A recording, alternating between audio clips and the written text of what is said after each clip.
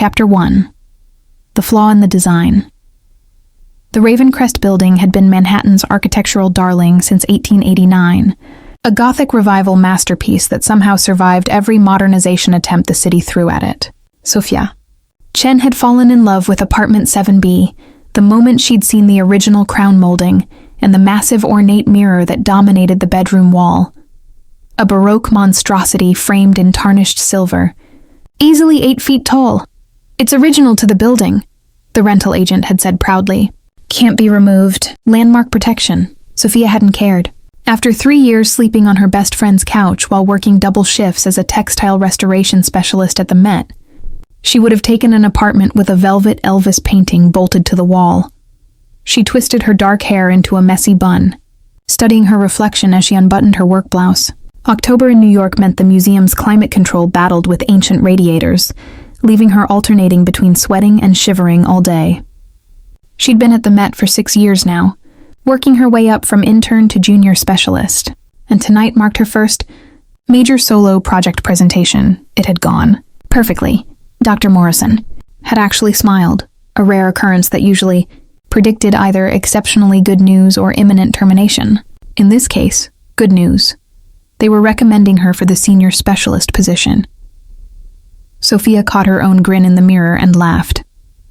"You did it," she whispered to her reflection. "You actually did it."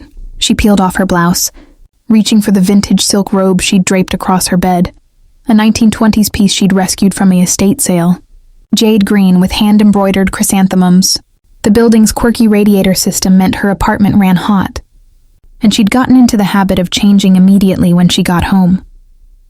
The mirror reflected her small bedroom in loving detail, the antique textiles draped over her reading chair, the restoration books stacked on her nightstand, the photographs of her grandmother's Beijing textile workshop pinned above her desk.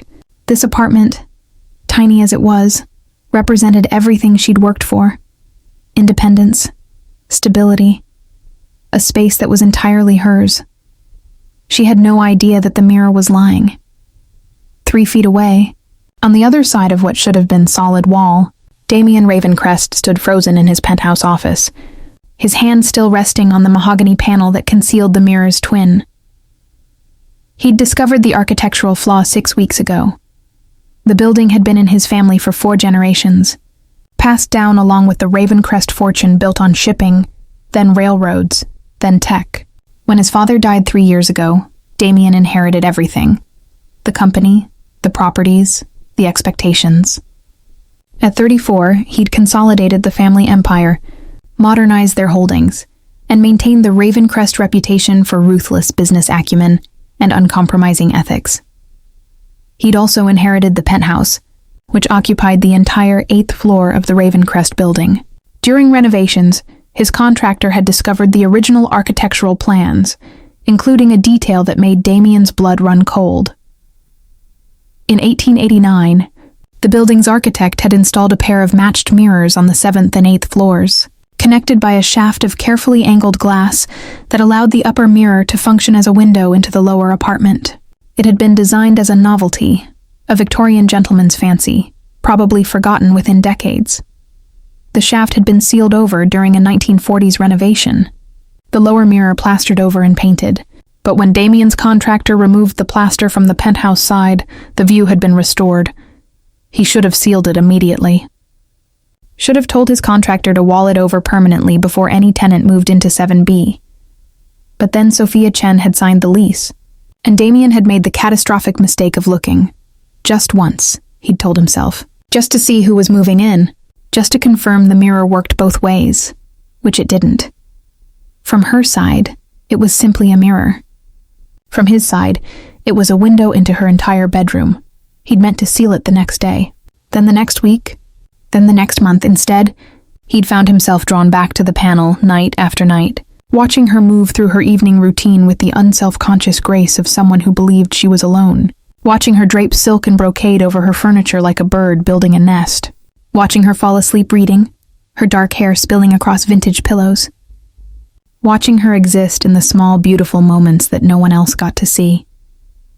He'd never touched the panel during the day, never looked when she might be changing or vulnerable, He'd maintained that boundary absolutely, clinging to it as proof he wasn't completely lost.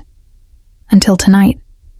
Tonight, he'd stayed late reviewing contracts, his concentration shattered by thoughts of the woman sleeping one floor below. He'd come to his office to work, to distract himself, to think about anything except the architectural flaw that tormented him. But his hand had found the panel anyway. And he'd looked. Now Sophia stood before the mirror in nothing but her bra and slacks, reaching for that green robe.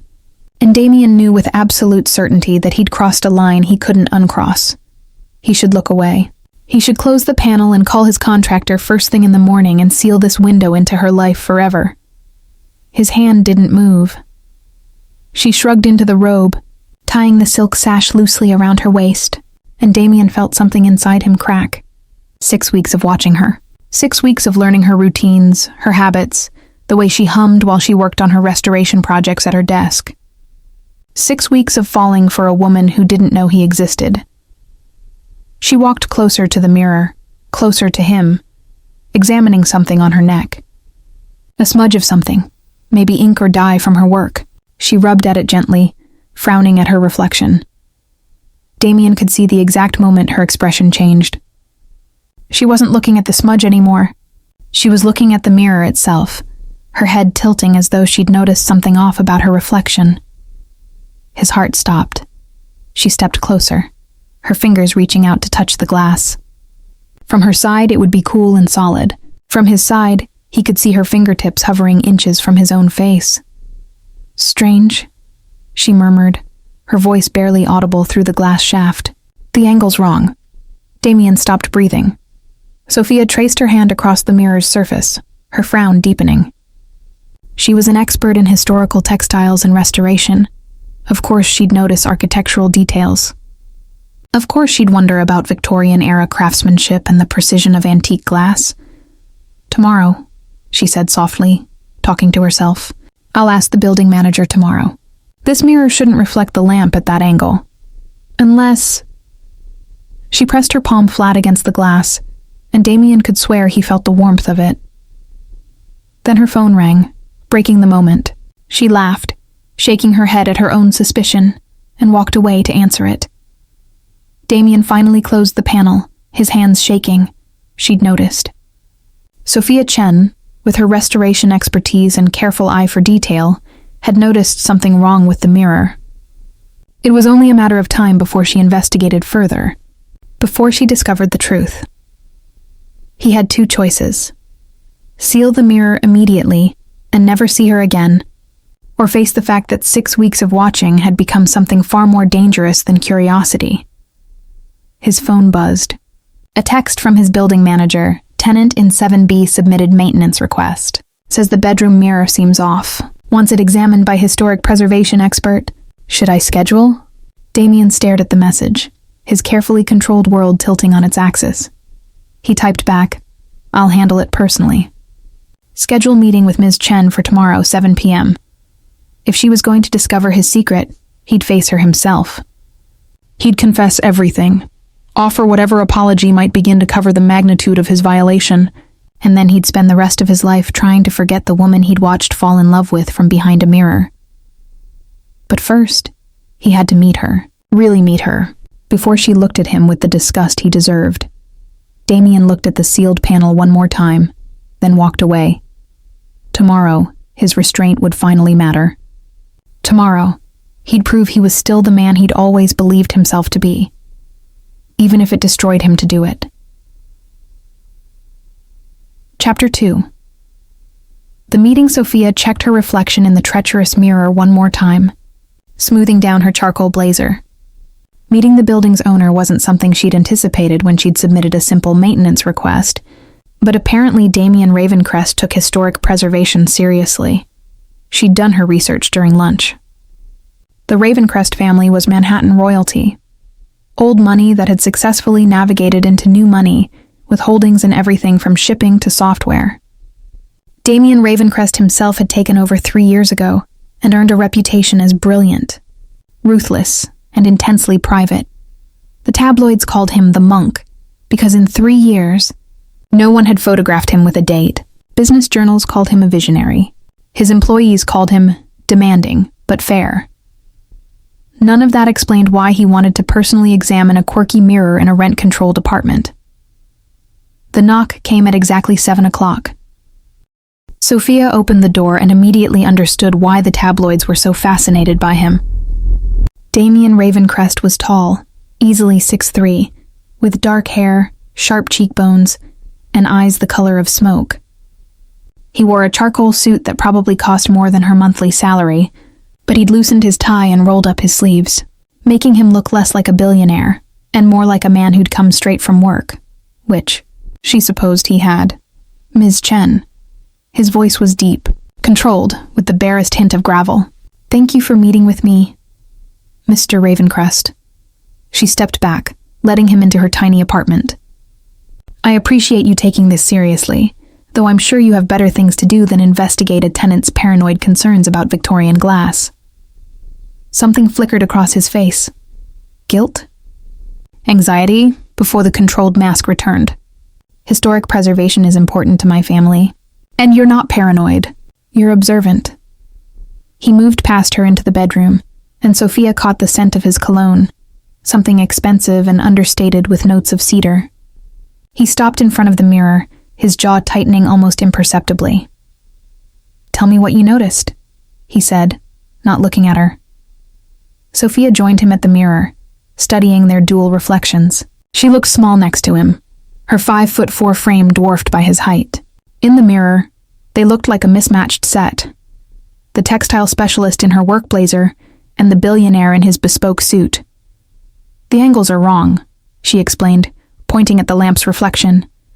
"Look, the lamp is here to the left of the bed, but the reflection shows it slightly behind, as though the mirror's curved. Except Baroque mirrors weren't typically curved to this degree. It made me wonder if there's something behind the glass.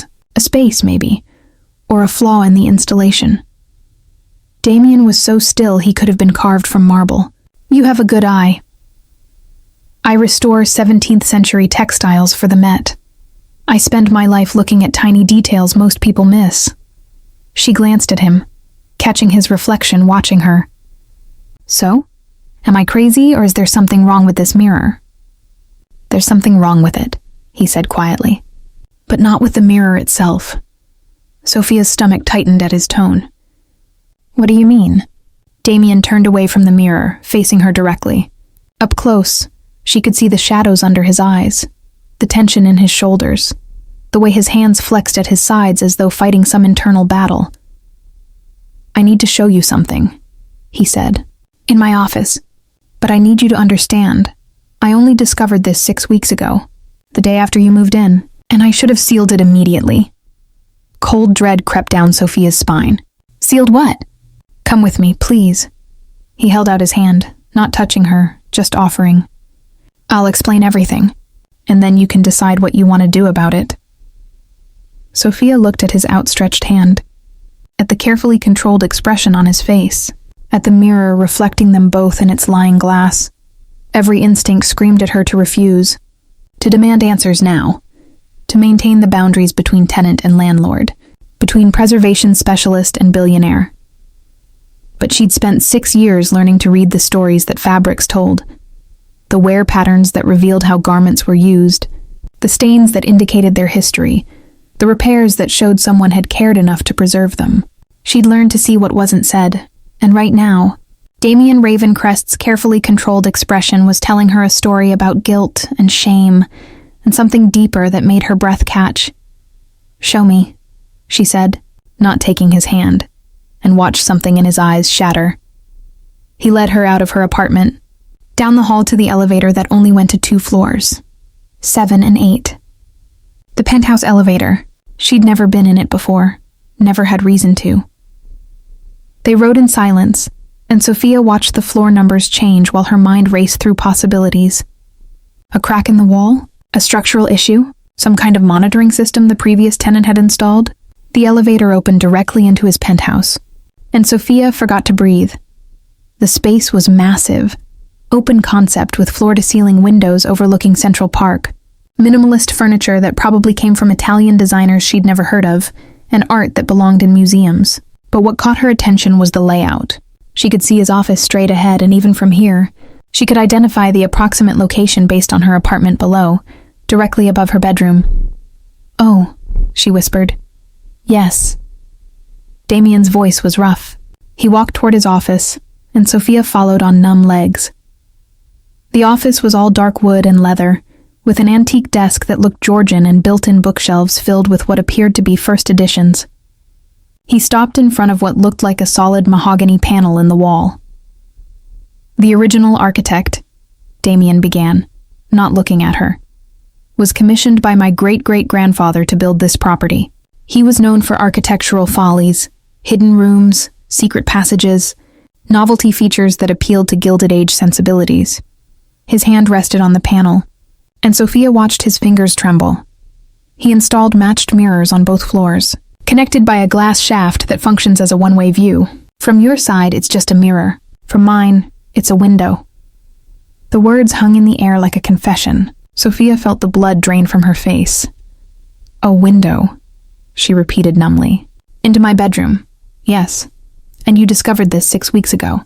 The day after I moved in? Yes. And instead of sealing it immediately, you—" She couldn't finish the sentence, couldn't articulate the betrayal flooding through her. Damien finally turned to face her, and what she saw in his eyes made her breath catch. Not defiance, not justification, just raw, devastating guilt. "I looked," he said simply. "Not during the day, never when you were changing or vulnerable. But at night, when you were reading or working on your restoration projects, or just existing in the space you thought was private, I looked.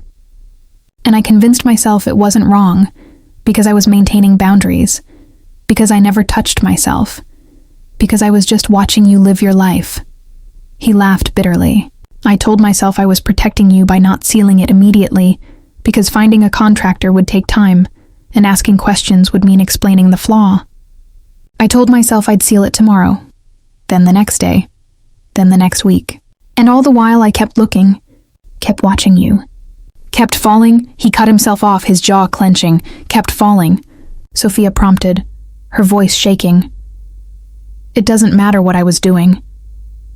Damien's control was fracturing, something desperate bleeding through. "What matters is that I violated your privacy for 6 weeks.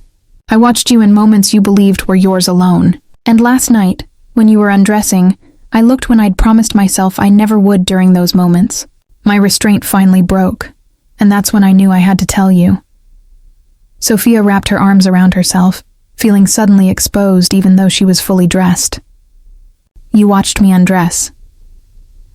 I saw you in your bra before you put your robe on. Seconds. And I should have looked away immediately, but I didn't. I stood there and watched you, and I hated myself for it. But I couldn't stop." His hands clenched into fists. "You noticed something was wrong with the mirror because you're brilliant and observant, and I knew it was only a matter of time before you investigated. So I decided to face you myself, to confess, to let you decide what happens next. What happens next?" Sophia's voice was rising, shock giving way to anger. "You've been watching me for 6 weeks. You've seen me in my most private moments, and you think there's a question about what happens next? You could sue me," Damien said flatly. "You'd win. The violation is clear. Or you could go to the press. The tabloids would pay a fortune for this story.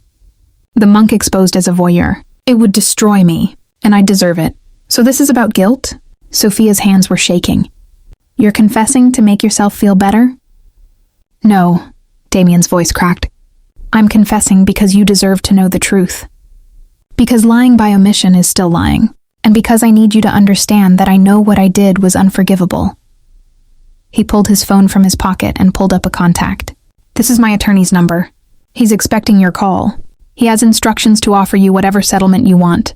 Financial compensation, a new apartment anywhere in the city, legal fees covered. Whatever it takes to begin making this right." Sophia stared at the phone, then at him. "You think money fixes this?" "No, nothing fixes this." Damien's control was completely gone now, raw emotion flooding his face. "But it's all I have to offer. That and the truth. I sealed the panel last night after you went to sleep. I haven't looked since. and I'm having contractors come tomorrow to wall it over permanently. You'll never have to worry about it again."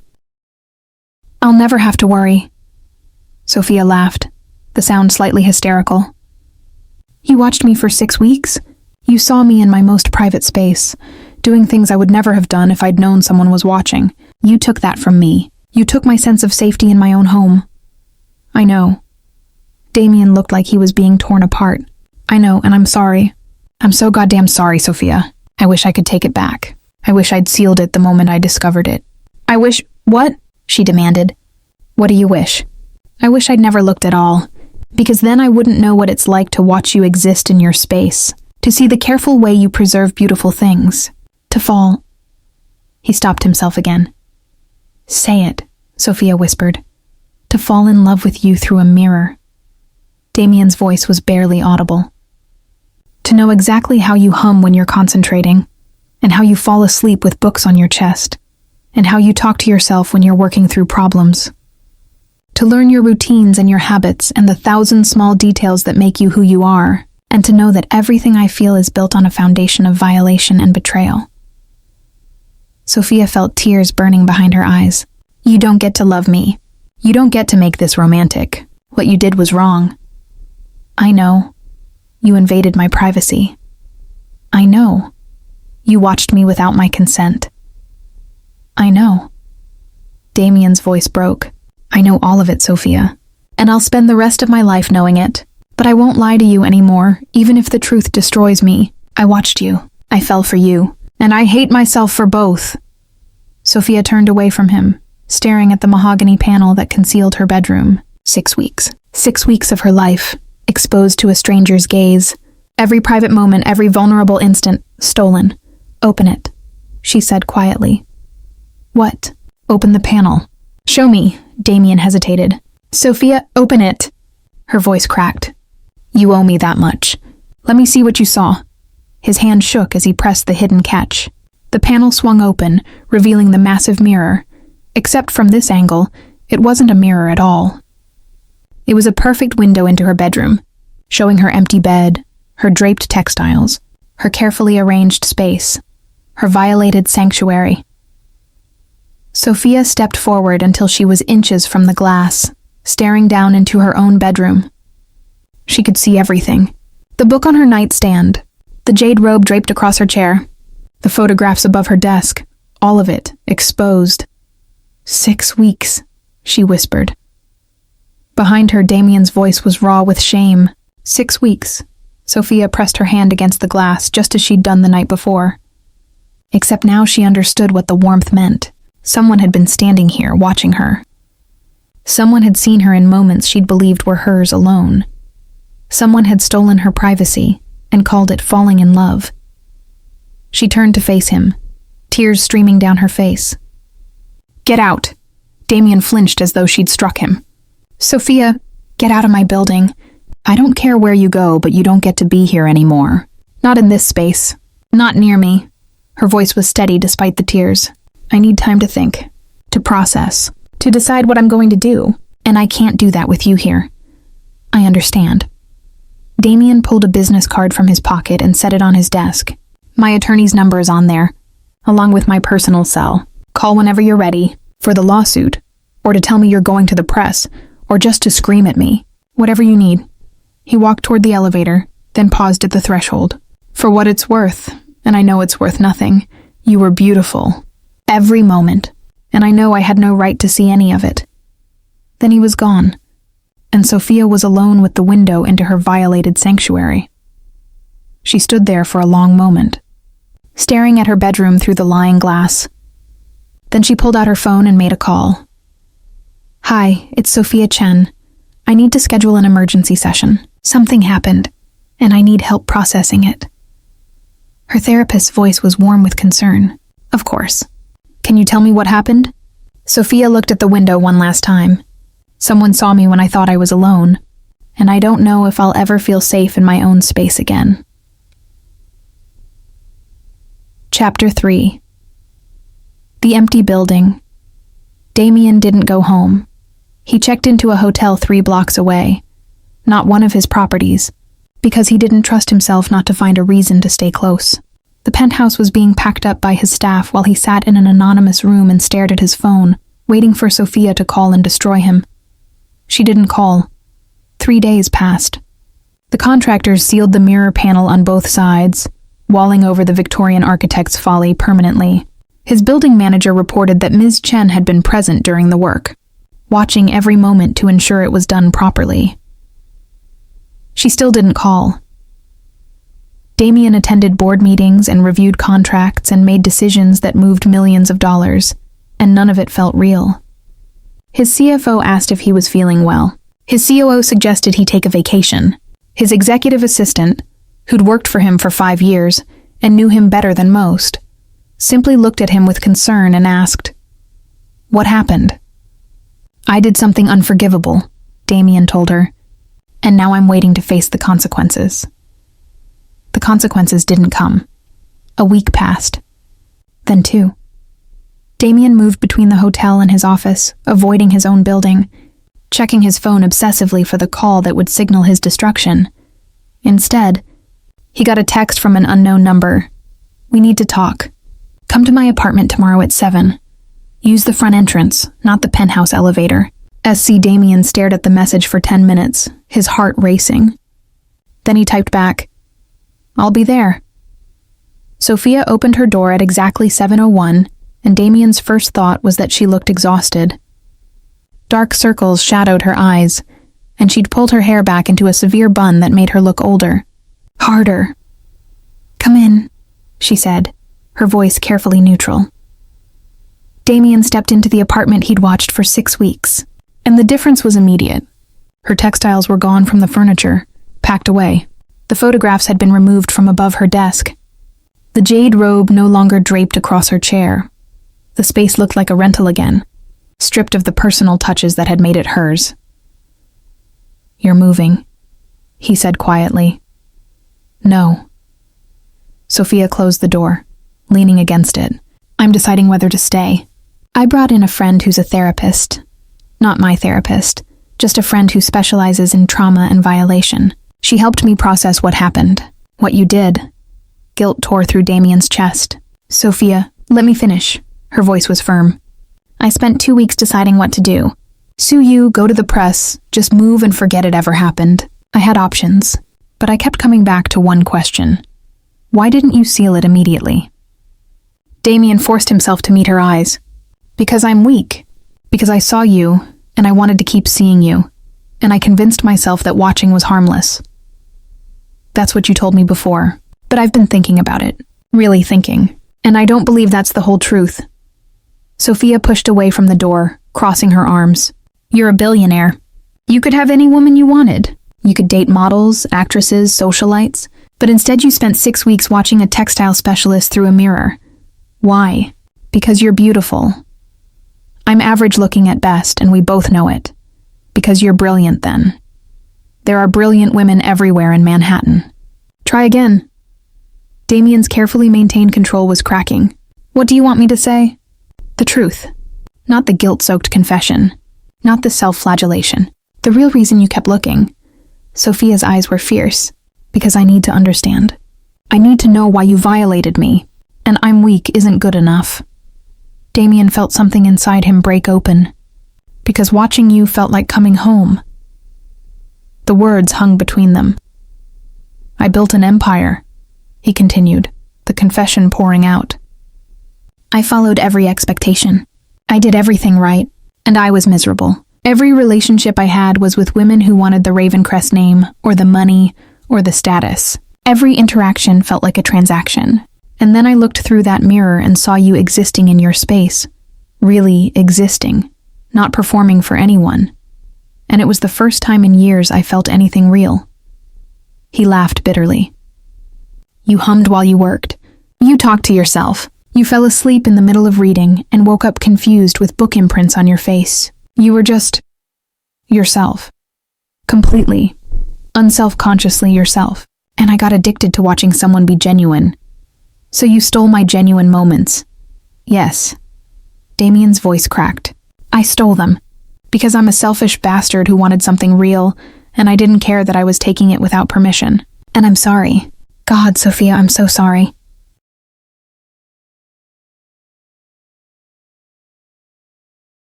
Sophia was quiet for a long moment. Then, my therapist friend asked me if I ever felt unsafe. If I ever noticed things moved or felt like someone had been in my apartment. If there was any indication beyond the watching. Never. I swear, I know. I checked. Nothing was moved. Nothing was touched. You just watched.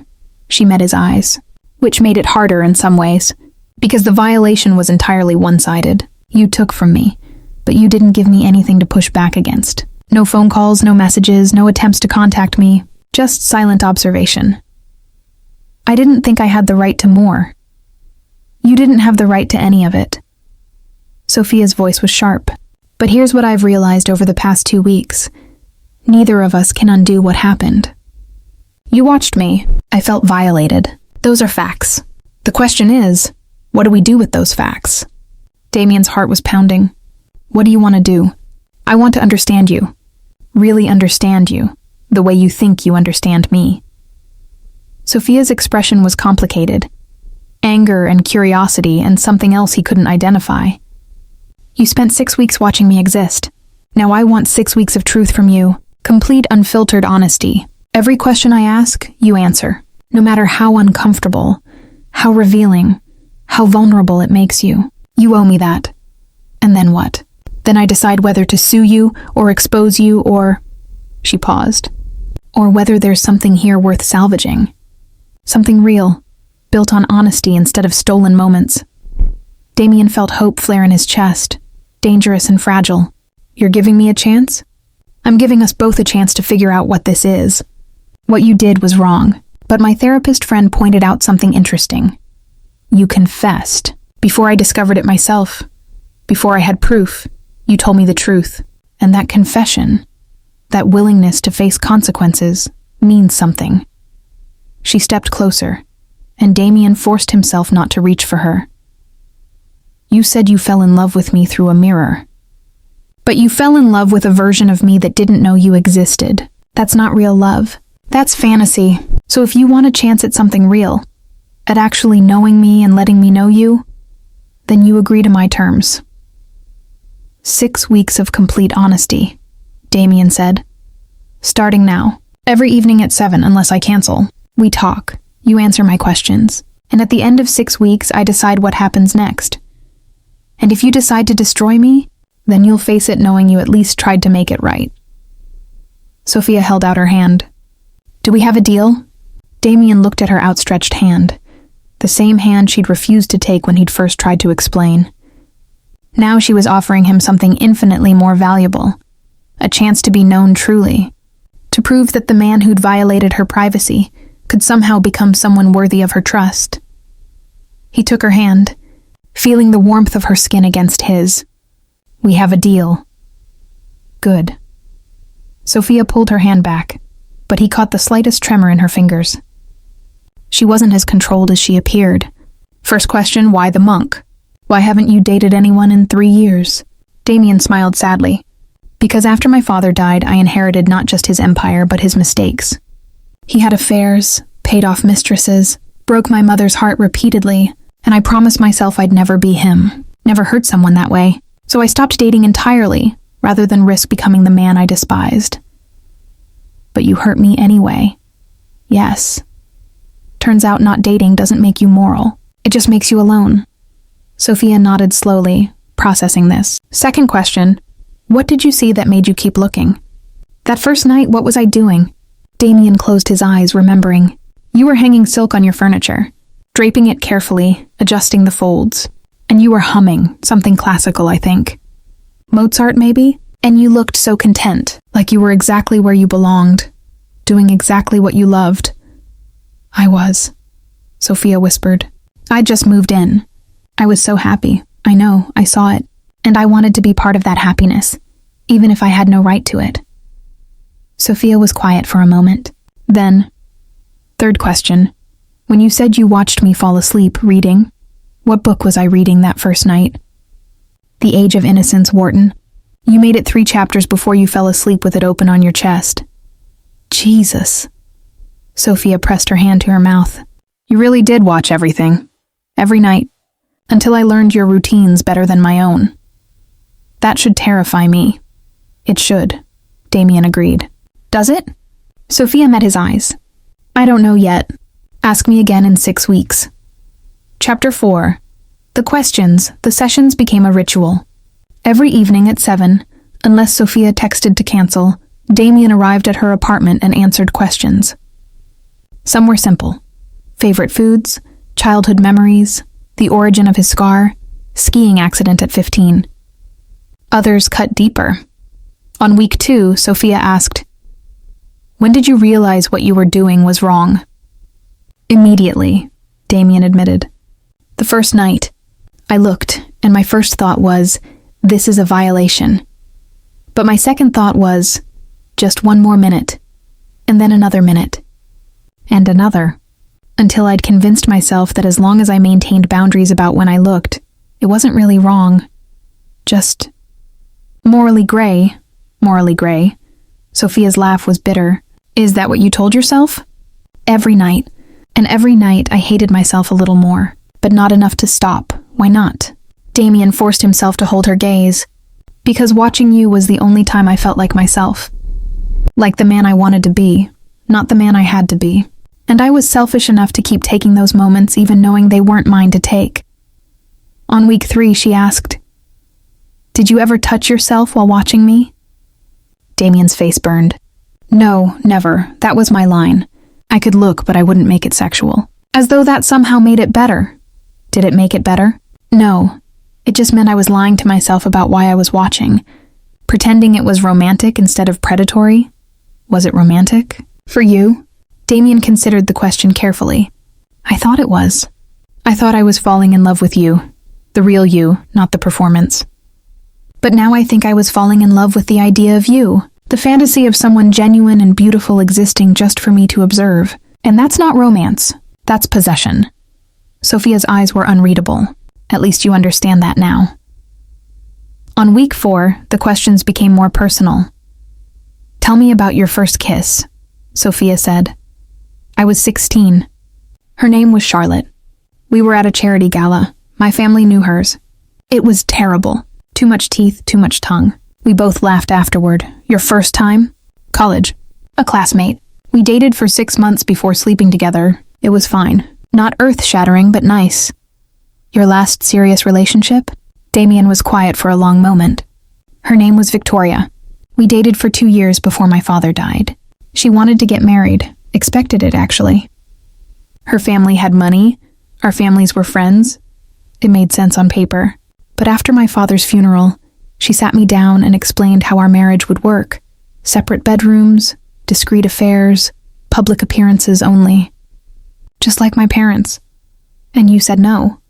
I said no. And I haven't seriously dated anyone since. Sophia studied him. So you've been alone for 3 years? Yes. By choice? Yes. Until you watched me.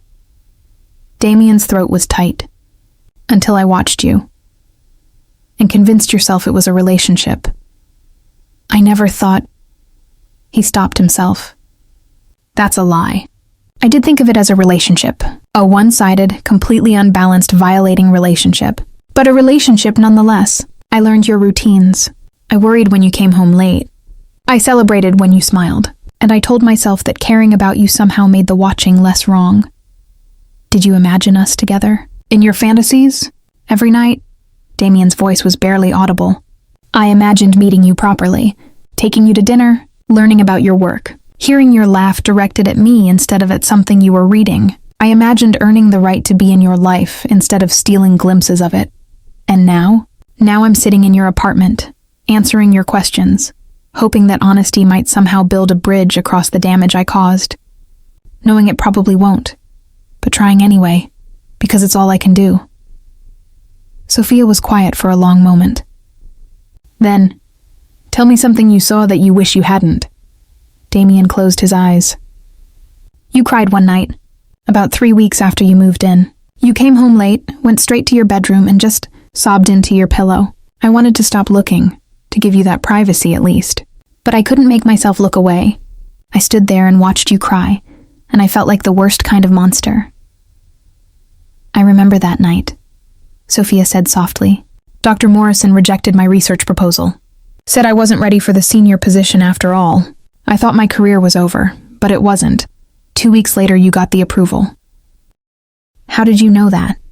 Because 2 weeks later, you came home and danced around your apartment. You were wearing your jade robe and playing something ridiculous. Lizzo, I think. And you were so happy. And I stood there watching you celebrate, wishing I could celebrate with you.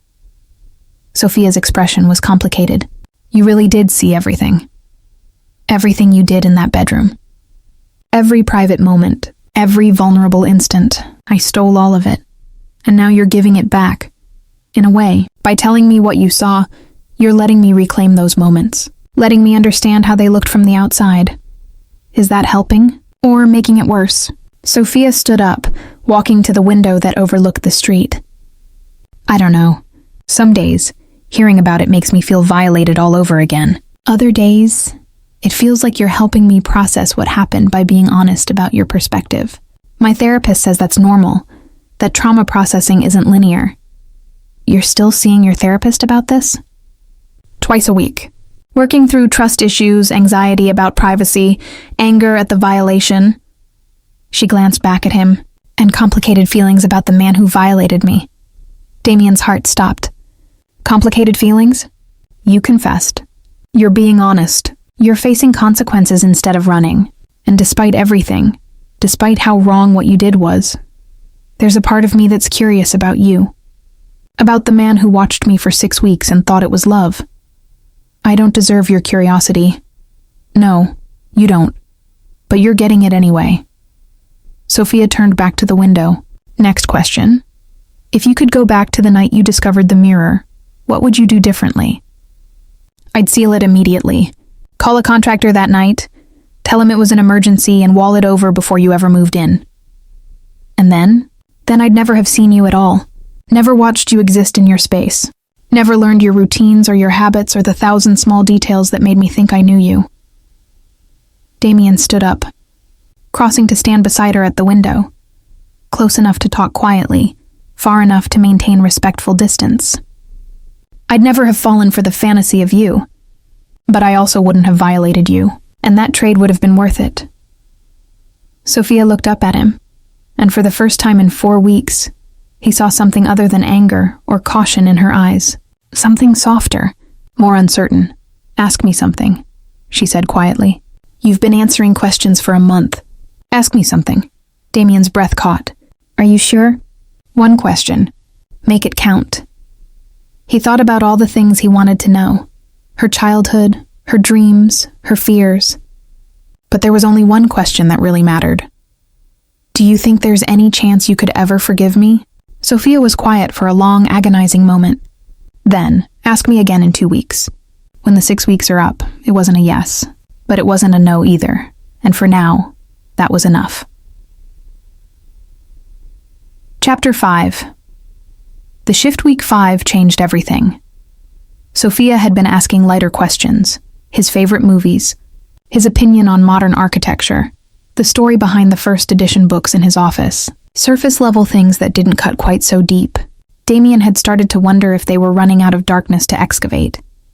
Then Sophia asked, Did you watch me on the night of my promotion celebration? Damien went still. Yes. What did you see? He knew which night she meant. The night she'd gotten the news about the senior specialist position. The night she'd come home glowing with joy. You came home around 8, he said slowly.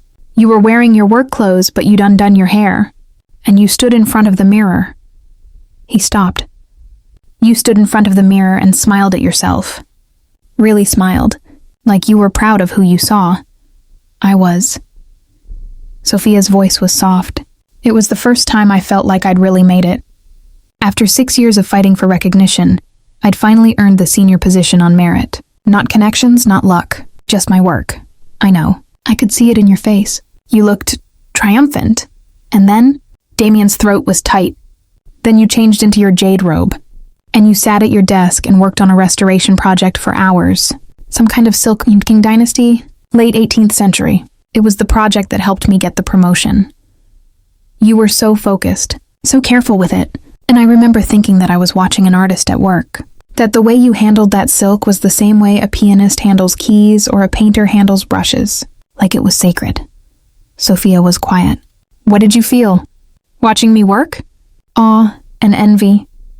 Damien forced himself to meet her eyes. Because you were doing exactly what you were meant to do. You'd found your calling and you were brilliant at it, and I'd spent 15 years building an empire I didn't even want, following expectations instead of dreams. What would you have done instead, if expectations didn't matter? The question caught Damien off guard. I don't know. I've never let myself think about it. Think about it now. Damien looked out her window, considering the question seriously for the first time in his life. Architecture, maybe. Restoration, like you. Taking beautiful old things and preserving them for future generations. My great-great-grandfather built this building as a legacy. I've spent my life maintaining it, but I've never created anything of my own. So create something. It's not that simple. Why not? Sophia challenged. You're a billionaire. You can do whatever you want. The empire won't collapse if you delegate more. The Ravencrest name won't disappear if you pursue a passion instead of just duty. It might. Your father made choices that hurt people. That doesn't mean you'll make the same choices. And it doesn't mean you have to spend your life atoning for his mistakes by being miserable. Damien felt something crack open in his chest. I watched you for 6 weeks. I violated your privacy because I was so desperate for something real that I stole it. How do I pursue my own happiness after that? How do I deserve it? You don't. Sophia's answer was blunt. You don't deserve happiness right now, but you can work toward deserving it. You can acknowledge what you did, make amends, and then figure out who you want to be instead of who you've been. She stood up, crossing to her desk. She pulled out a folder and handed it to him. What is this? My decision. About what happens next. Damien's hands shook as he opened the folder. Inside was a legal document, but not a lawsuit. It was an agreement. I'm not suing you, Sophia said quietly, and I'm not going to the press. But I am giving you a choice. You can sign this agreement, which stipulates that you'll make a substantial donation to organizations supporting victims of privacy violations and stalking. You'll also fund a scholarship in my name at NYU's preservation program, and you'll commit to therapy. Not because I think therapy fixes everything, but because you need to understand why you did what you did. And if I sign this, then we start over. Not as landlord and tenant, not as voyeur and victim, but as two people who are trying to figure out if there's something real here, built on honesty instead of stolen moments. Damien stared at the document, his eyes burning. You're giving me another chance. I'm giving us both a chance. Because here's what I realized this week. I'm curious about you. About the man who built an empire but wants to restore buildings. About the man who watched me for 6 weeks and felt guilty enough to confess. About the man who's been answering my questions with brutal honesty for 5 weeks, even when it destroyed him to do it. She stepped closer. I'm still angry. I'm still hurt. I still have nightmares about being watched. But I'm also drawn to you, and I want to find out if that draw is just trauma bonding, or if there's something more. What if it's just trauma bonding? Then we'll figure that out in therapy, separately and together. But I need to know. I need to understand why I'm not running from you the way I should be. Damien pulled a pen from his jacket and signed the agreement without hesitation. What happens now? Now you ask me on a date, a real one, where we both show up knowing the other person exists, and we try to figure out if we actually like each other in reality instead of fantasy. Sophia Chen, Damien said quietly, would you have dinner with me tomorrow night? Yes, pick me up at 7. And Damien? Yes? Don't bring flowers. Don't try to impress me. Just show up as yourself, whoever that is, and let me meet him properly. Chapter 6. The first date. Damien arrived at her door at exactly 7, wearing jeans and a simple button-down shirt instead of his usual suit. Sophia answered in a vintage dress, 1950s, he thought, navy blue with a full skirt, and he felt his breath catch. You look beautiful, he said. I know. I looked at myself in a mirror. Her tone was wry, but there was a hint of a smile. Come on, where are we going? You'll see. He'd spent 3 days planning this date, rejecting every upscale restaurant and exclusive venue that came to mind. Sophia didn't want the billionaire experience. She wanted to meet the real him, whoever that was. So he took her to a small Italian place in Brooklyn, family-owned and perpetually packed, where the pasta was handmade and the wine list consisted of red or white. The kind of place where you had to wait for a table and the owner knew every customer by name. "This is perfect," Sophia said as they settled into a corner booth. "How did you find it?" "My college roommate's family owns it. I used to eat here twice a week when I was at Columbia, before the empire and the expectations, when I was just a student trying to figure out life. Tell me about that version of you."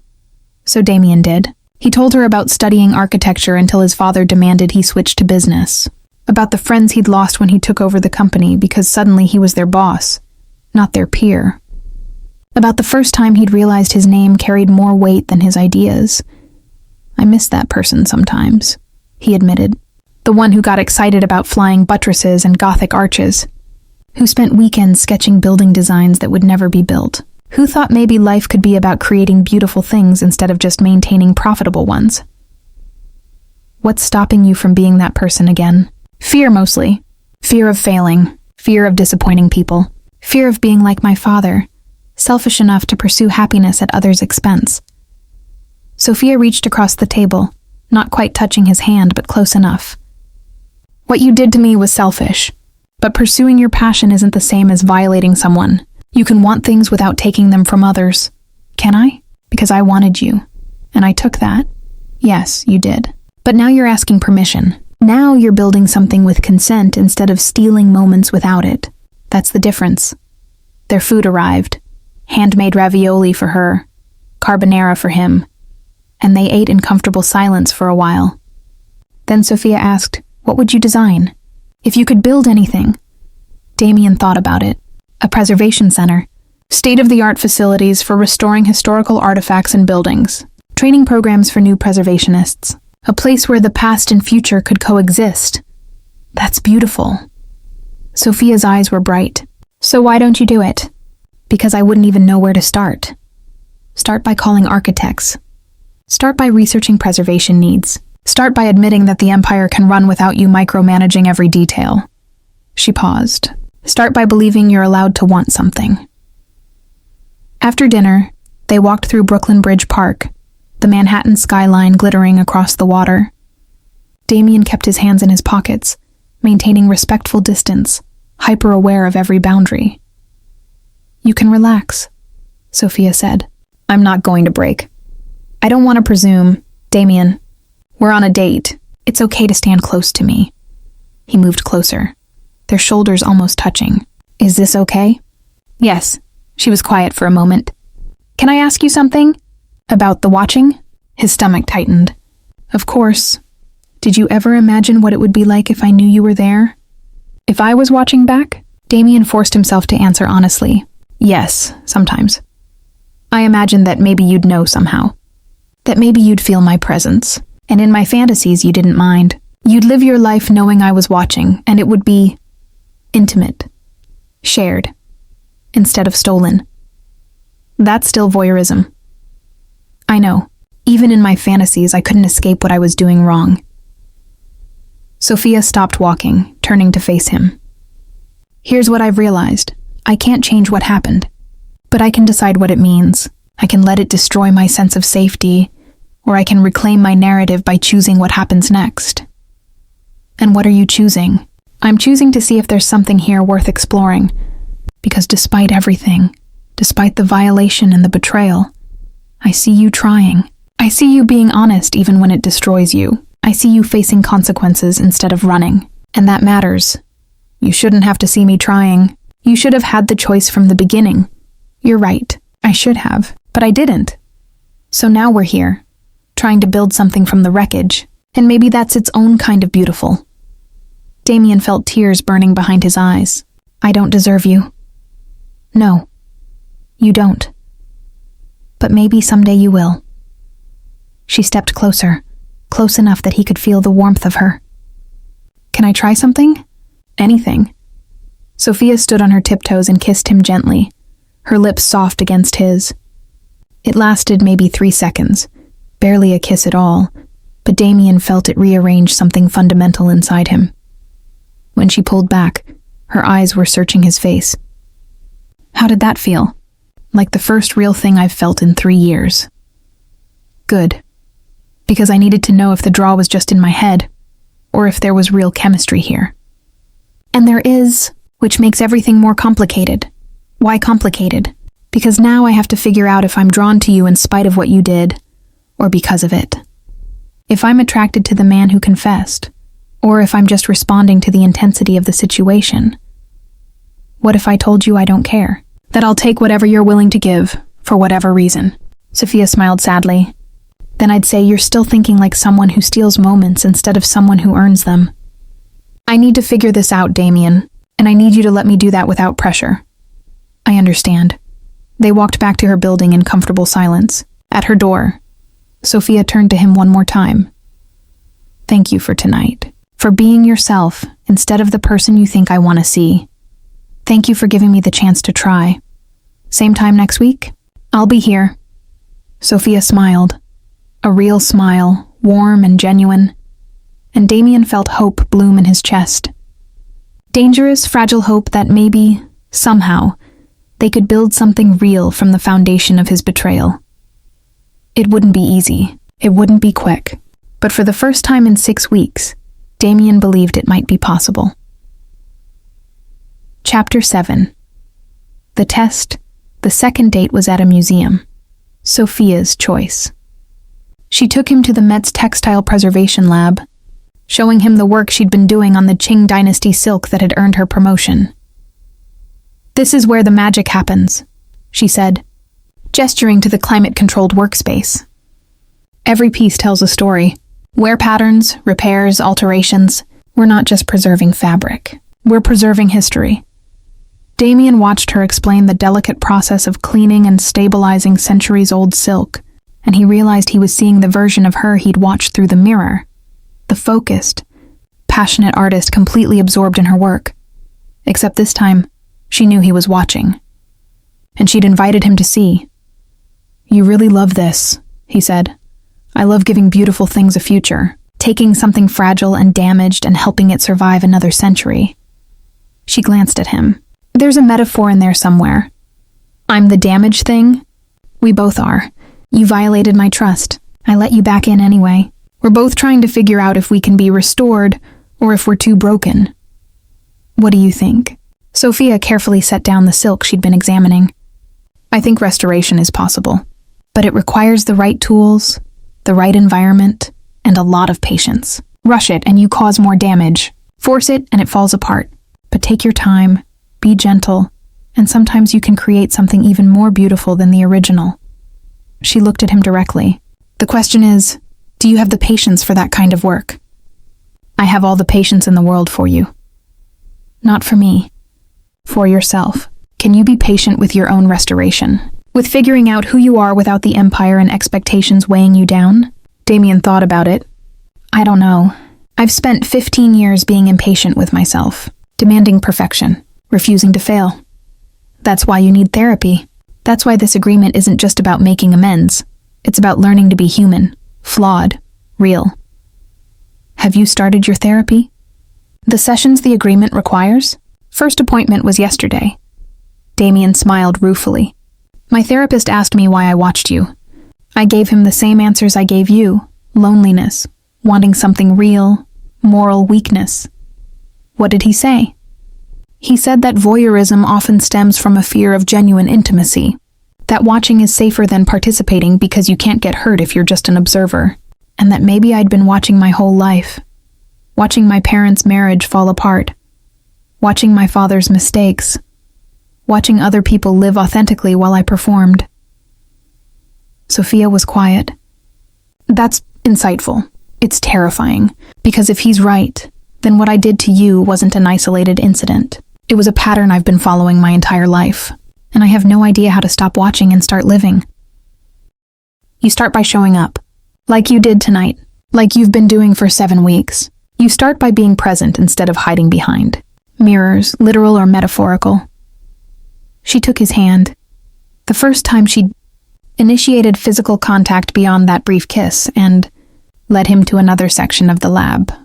Want to show you something? This is a piece we thought was unsalvageable. 16th century tapestry found in a flooded basement. Mold damage, structural degradation, colors completely faded.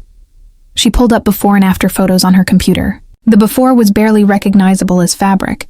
The after was breathtaking. Vibrant colors, intact structure, the image of a garden scene clearly visible. 2 years of work, Sophia said. Painstaking, careful, patient work. There were times we thought about giving up. Times we caused more damage by trying to fix it. But we persisted. And now this piece will survive another 500 years. Why are you showing me this? Because I need to know if you're willing to do that kind of work on yourself. On us, 2 years, maybe more. Painstaking progress. Setbacks. Moments where it seems hopeless.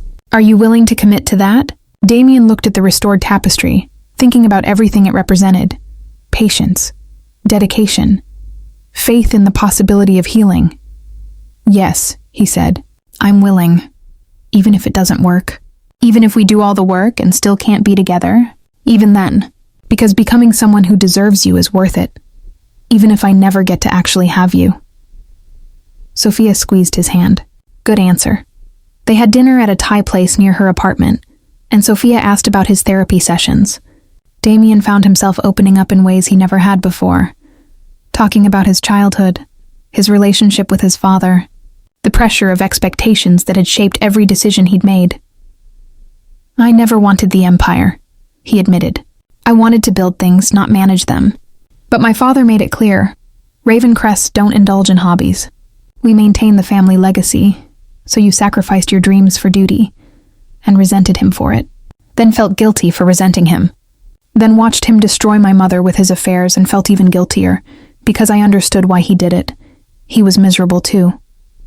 We were all trapped in this legacy none of us actually wanted. What did your mother want? To paint. She was talented, apparently. Gave it up when she married my father because Ravencrest wives don't work. They host and support and maintain appearances. Damien smiled bitterly. She drank instead, quietly, elegantly, until she died of liver failure when I was 28. Sophia's expression was pained. I'm sorry, don't be. She made choices. We all did. But I looked at their marriage and promised myself I'd never do that. Never trap someone in a life they didn't want. Never inflict my own misery on a partner. So I stopped dating entirely. But you still watched me. Because I convinced myself watching was different. That I wasn't trapping you or hurting you. That my private fantasy couldn't damage your reality. He laughed bitterly. I was wrong about that too. Yes, you were. Sophia paused. But you're learning. You're facing it. And that's more than your parents ever did. They walked back to her building, and this time when they reached her door, Sophia invited him in. Just for a minute, she clarified. I want to show you something. Inside her apartment, the bedroom was different. She'd rehung her textiles, brought back her photographs. The jade robe was draped across her chair again. The space looked lived in once more, but different. Changed. The mirror's gone, Damien said, noticing the empty wall. I had it removed. Put in storage. Sophia looked at the bare wall. I couldn't keep it. Every time I saw it, I thought about you watching. But I couldn't leave the space empty either. It felt like letting what you did define my home. So I'm commissioning something new. A piece of art from a textile artist I know. Something that represents reclaiming this space as mine. That's perfect. I hope so. She turned to face him. I'm telling you this because I need you to understand. I'm working on this too. On healing, on reclaiming my space, on figuring out if there's room for you in my life. But I'm doing it my way, at my pace. And I need you to respect that. I will. I promise. Good. Sophia stepped closer. Because I have one more test for you. What kind of test? The kind where I kiss you again, and you tell me if you're thinking about the version of me you watched, or the version standing in front of you right now. She kissed him. Longer this time. Deeper. Her hands resting on his chest. Damien forced himself to stay present, to focus on the reality of her in his arms instead of the fantasy he'd built over 6 weeks of watching. When she pulled back, her eyes were searching. Well? I'm thinking about you, he said honestly. The real you. The one who challenges me and tests me and makes me want to be better. Not the fantasy I watched. Not the version I built in my head. Just you, right now, in this moment, Sophia smiled. Good. Because that's the only version you get to have. Chapter 8. The breakthrough week 8 brought a crisis neither of them anticipated. Damien arrived at Sophia's apartment to find her pacing, her phone clutched in her hand, tears streaming down her face. What happened? He asked immediately. Dr. Morrison called. The Med is restructuring. They're eliminating 3 senior specialist positions. Mine is one of them. Sophia, 6 years, Damien. 6 years of working my way up. I finally get the position I've been fighting for. And now it's gone. They're offering me my old junior position back. But I can't. I can't go backward. Not after proving I deserved the senior role. She sank onto her couch, and Damien sat beside her, careful to maintain respectful distance, even though every instinct screamed to pull her into his arms. What are your options? He asked gently. I don't know. Look for positions at other museums. Go back to junior specialist. Give up on restoration entirely and find something that actually pays enough to live in this city. She laughed bitterly. Perfect timing, right?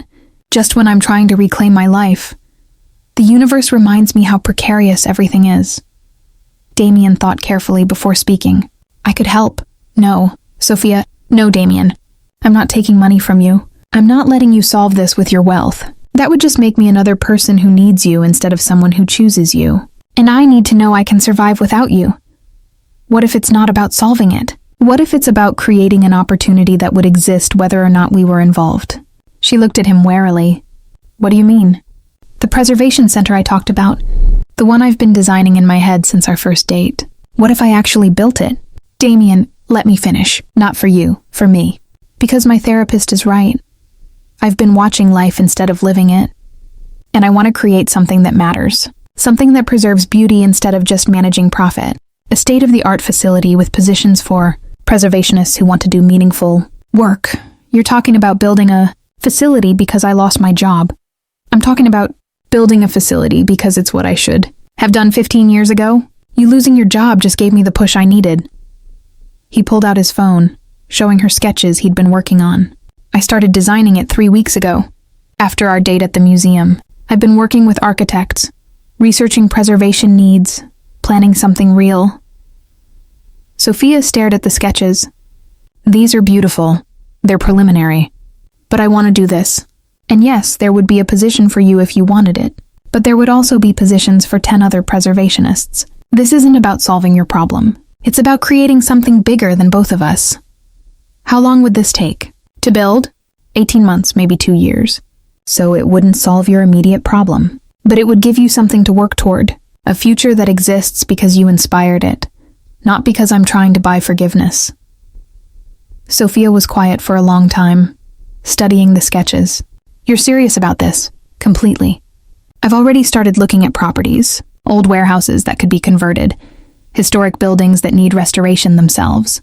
And I've been talking to my board about transitioning some of my responsibilities so I can focus on this. Your board must love that. They think I'm having a midlife crisis at 34. Damien smiled. They're not entirely wrong. But my CFO pointed out something interesting.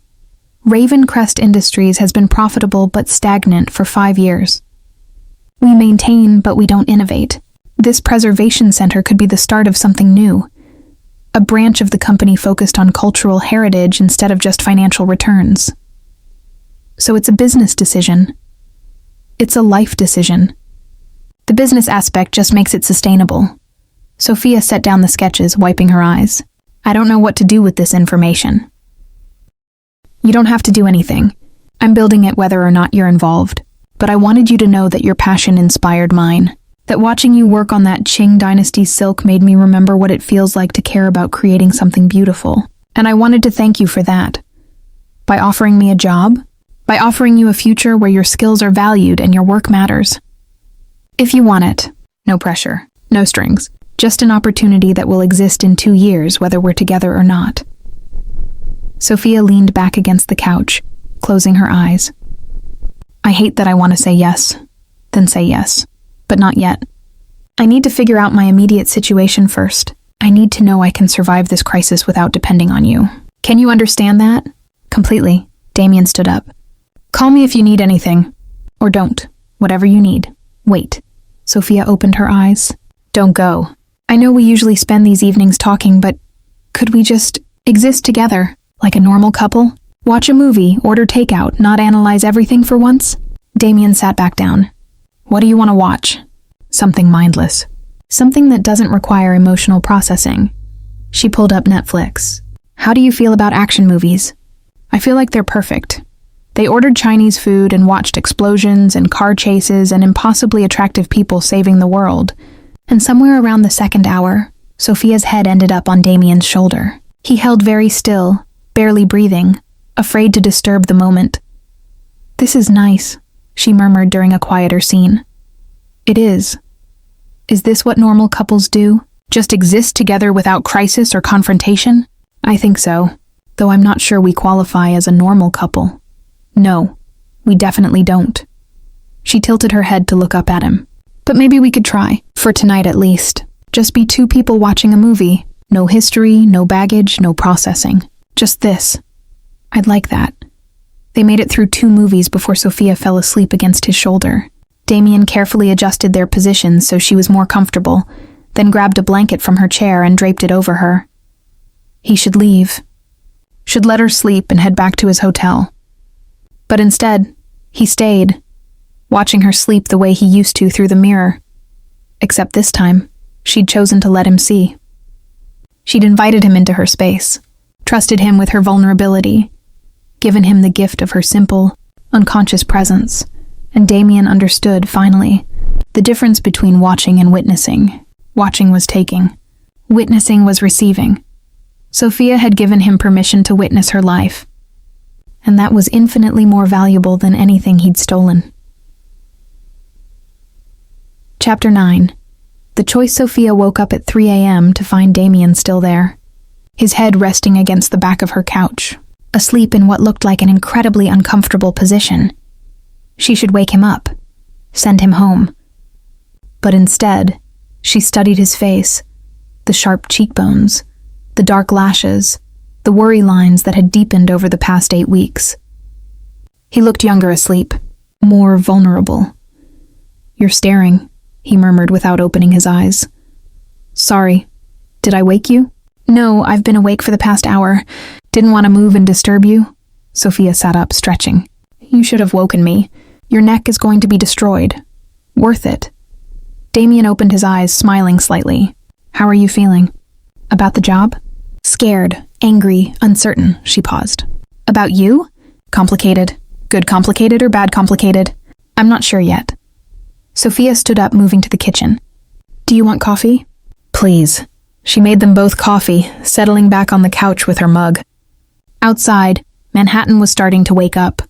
Early morning traffic, the first hints of dawn. Can I ask you something? Sophia said. Always. What do you actually want from this? From us? Because I need to know if you're here because you feel guilty, or because you genuinely want to be with me. Damien was quiet for a long moment.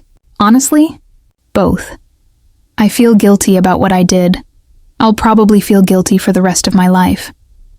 But I also want to be with you because you're brilliant and passionate and you challenge me to be better. Because you make me want to stop watching and start living. Because when I'm with you, I feel like the person I always wanted to be. That's a lot of pressure to put on another person. You're right. Let me rephrase.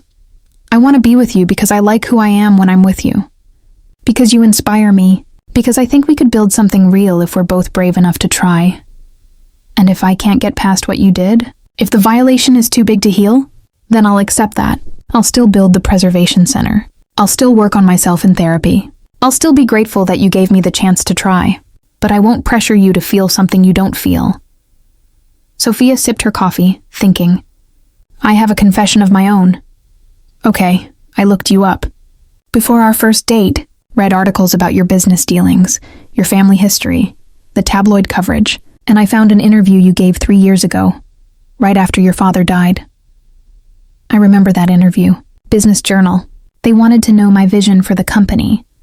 You told them that the Ravencrest legacy was about preservation, about maintaining what previous generations built. And the interviewer asked what you wanted to build yourself, and you said... She paused. You said, I don't know if I'm allowed to want something different. Damien closed his eyes. I'd forgotten I said that, but you meant it. You've been trapped in this legacy for 15 years, and you convinced yourself that wanting something different was selfish. And then you saw me through that mirror, and I was doing exactly what I loved, and you wanted that so badly that you took it without permission. Yes, that's exactly what happened. So here's what I need to know. If we try this, if we build something real, will you resent me for being free when you're not? Will you watch me live authentically and hate yourself for not being able to do the same? No, because you're helping me find my own freedom. The Preservation Center isn't just about you. It's about me finally choosing to create something I care about instead of just maintaining what I inherited. Sophia set down her coffee mug. Okay, what? Okay, I want to try. Really try. Not as a test or an experiment, but as two people who are genuinely interested in each other. She held up her hand as he started to smile. But I have conditions. Name them. First, we take this slow. I'm still healing. I still have moments where I feel watched or violated or angry, and I need you to be patient with that. Of course. Second, you keep going to therapy. This isn't just about making amends. It's about understanding why you did what you did, so you never do it again.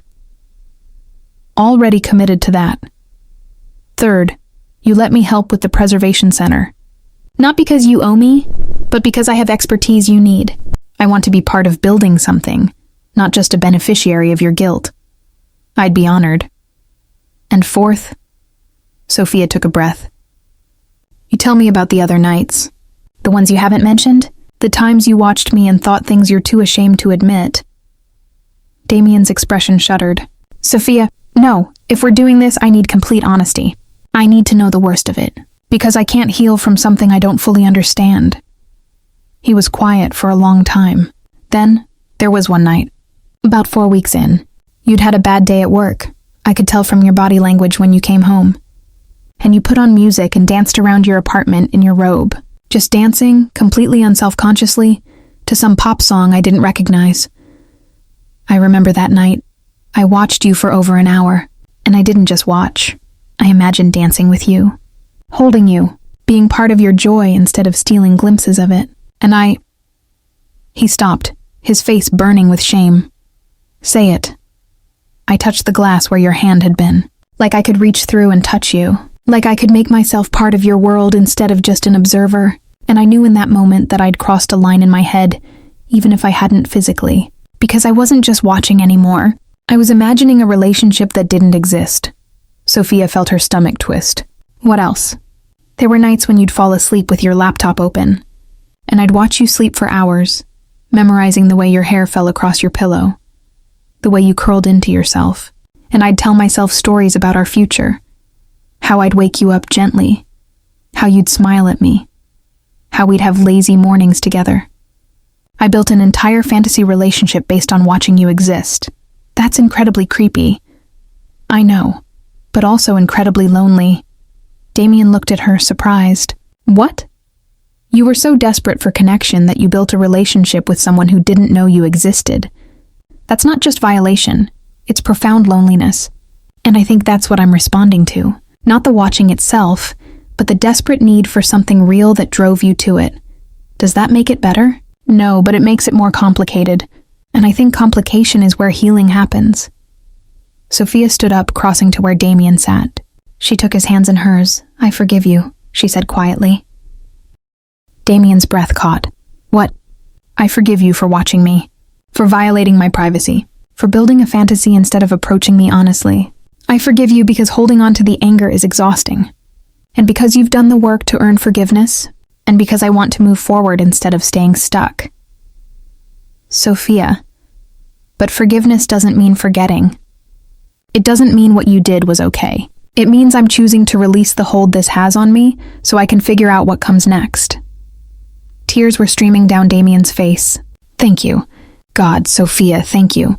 Don't thank me yet. Because now the real work starts. Now we have to figure out if we actually like each other without the crisis and confrontation binding us together. And that's going to be harder than you think. I'm ready. Good. Then take me on another date.